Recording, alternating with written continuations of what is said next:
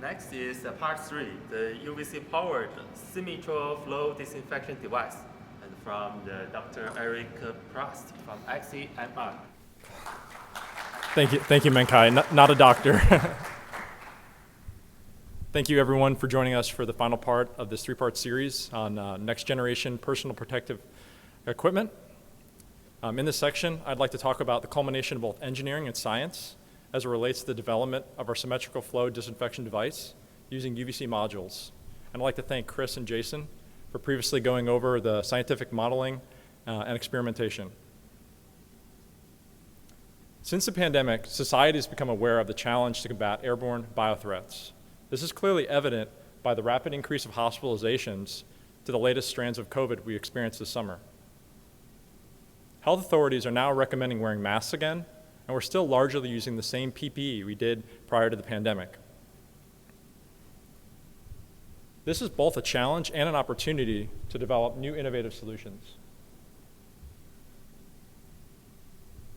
According to the CDC, we can see that masks provide significant protection against respiratory infections, with an N95 mask being about 48% more effective than a surgical mask. If we compare each of these technologies, we can see they all use mechanical filtration as a means of protection, which leaves live virus particles in the mask, and due to their multi-layer construction, makes them difficult to disinfect and generally reserved for single-use applications. This leads to thousands of tons of medical waste per day globally. N95 masks in particular add significant breathing restriction and are uncomfortable to wear for long periods. And really all masks in general block verbal communication and facial cues. Therefore, a next generation mask, or PPE in general, should use inactivation instead of filtration and aim to eliminate many of the hindrances of today's masks. The technology should be based upon scientifically validated evidence-based research, and it should be adaptable for future biothreats. So who is XCMR?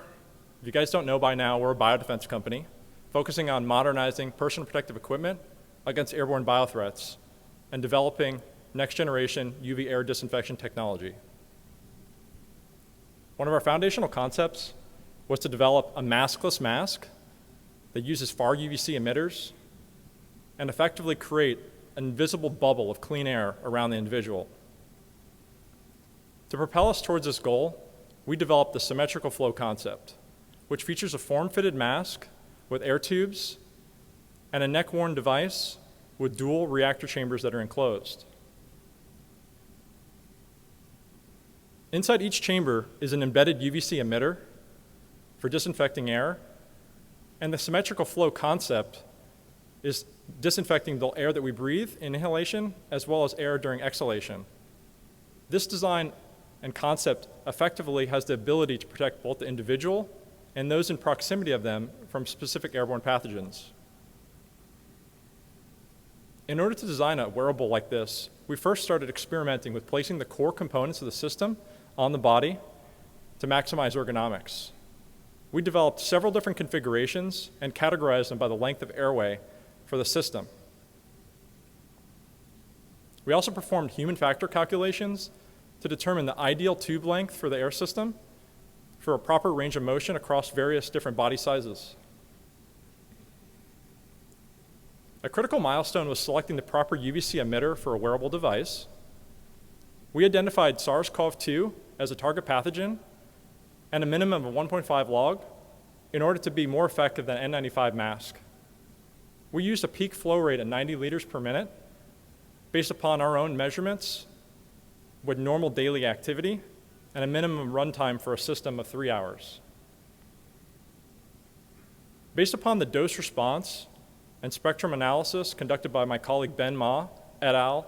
At University of Colorado Boulder, we modeled the optical response in an idealized reactor for 56 different UVC emitters and combined this with the CFD analysis to figure out the dose and the expected log reduction of SARS-CoV-2.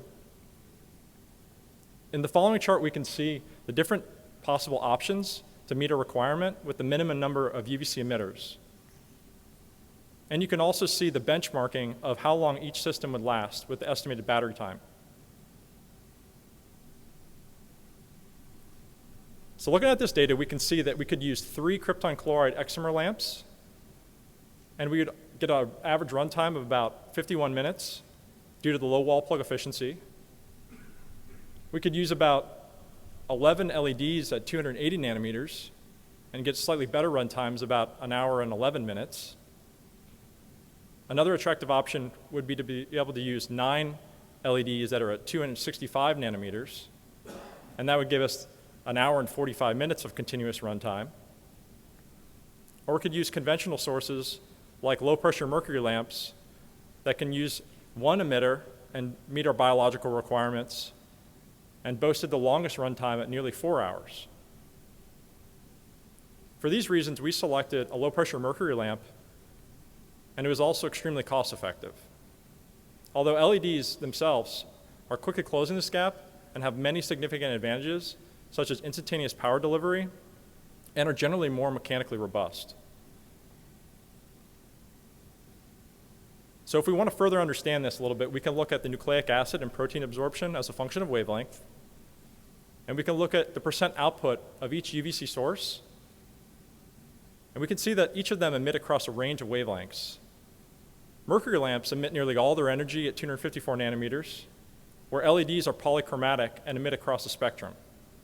For example, this 280 nanometer LED at the very end here has a fairly wide band response and emits all the way down to 270 and over 300 nanometers. This distribution has a significant impact on the dose and should be carefully considered when selecting a UVC emitter. Part of using a germicidal lamp, a low-pressure mercury lamp, we had to develop a custom light engine for this application.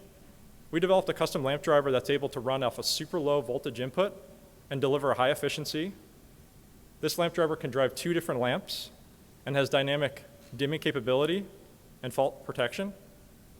We can see some pictures of the electronic design progression here, starting out with things made by hand and kind of becoming more sophisticated, and some of the dimming capability. So based upon this research, we developed a next generation PPE concept called the Symmetrical Flow Disinfection Device, or SFD. This device could be a game changer for first responders, healthcare workers, military, and many others. This device is designed for enhanced continuous protection against airborne pathogens. So looking at this device, we can see some of the features.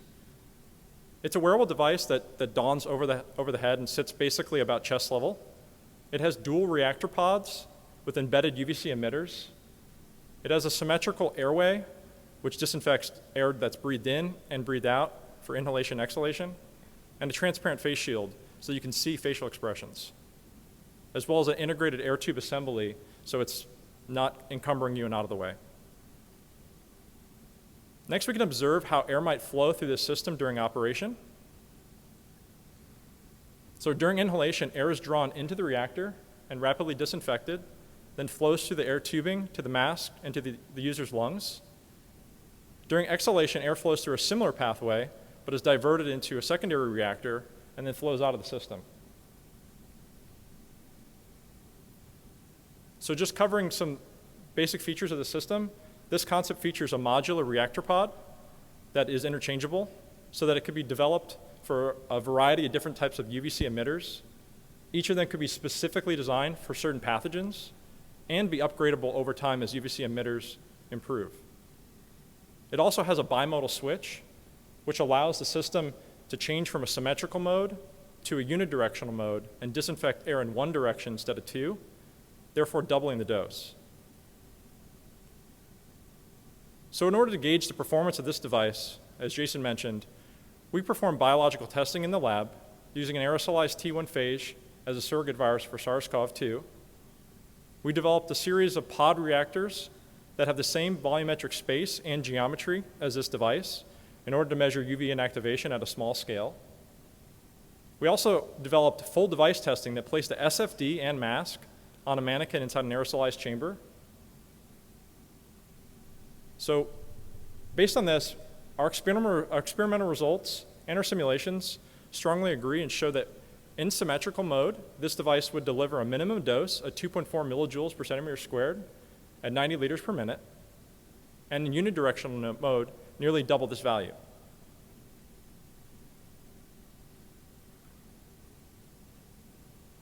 So because this device is based upon human respiration, a higher activity would translate into a higher flow and a lower resident time, or less time for particles to be irradiated, and therefore a lower dose. In the following chart, we can see some of the performance that we expect with the device under certain metabolic activities, such as at rest, sitting/working, walking, and moderate exercise. We expect the device in a symmetrical mode to deliver greater than 1.5 log, and in a unidirectional mode, greater than 2 log for all activities. And in some low mobility activities, the device to deliver greater than 4 log. So based on this, some of our future work that we still have to do is we would like to develop a standard method for measuring the intrinsic kinetics of inactivation for bioaerosols. And we'd like to develop standard flow rate benchmarks that are based upon human respiration for a new class of devices like this. We would like to do live virus testing in the future to measure the performance of the system with real pathogens. And we'd like to work together with several people, several industry partners and thought leaders to develop UVC regulations for efficacy and inform consensus standards. And we'd like these to be focused on evidence-based, scientifically validated research. We look forward to doing field testing later this year with the SFD and improving the pod, the reactor pod, with a variety of different UVC emitters that can support other pathogens that are targeted beyond SARS. And we'd like to also scale this technology beyond just PPE. So I'd like to thank our amazing project team for all their hard work and dedication. Really lots of late nights and double shots of espresso. And finally, I'd like to thank our sponsors and academic partners for all their trust and continued support. We look forward to developing this technology and continuing this research. Thank you.